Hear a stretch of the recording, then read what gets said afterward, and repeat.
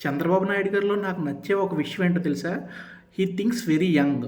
ఆయన aged and బాగా experience ఉన్న అయినా కానీ, ఆయన యంగ్ జనరేషన్‌కి సరిపడగా ఆలోచిస్తారు. ఆయన ఆలోచనలేమి పాతకాలం ఆలోచనల్లా ఉండవు. He embraces technology. ఒక వీడియో చూసాను. అది విందాం, తర్వాత మాట్లాడదాం.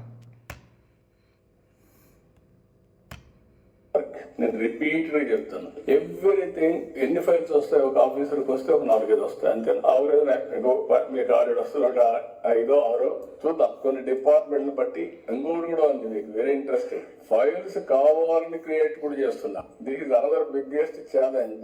ఎందుకు అది జరుగుతా ఉందంటే కిందికి పైకి తిప్పాలి కాబట్టి ఒక ఫైల్ క్రియేట్ చేసి పైకి పంపించేస్తున్నా. అవసరం అయితే would redraft business rules.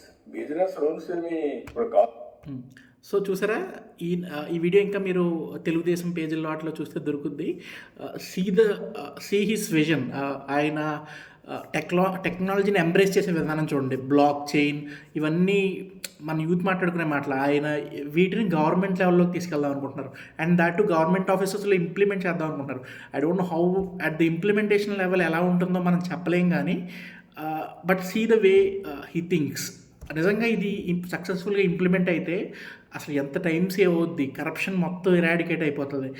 And మనకి యూత్కి ఎంత యూస్ఫుల్ అది. మనం సింపుల్గా మన రికార్డ్స్, గవర్నమెంట్ రికార్డ్స్ ఏది కావాలని ఈజీగా వస్తాయి. ఇప్పుడు ఆధార్ కార్డులో డేట్ చేంజ్ చేసుకోవాలంటే ఎంత ఇష్యూ ఉందో చూడండి.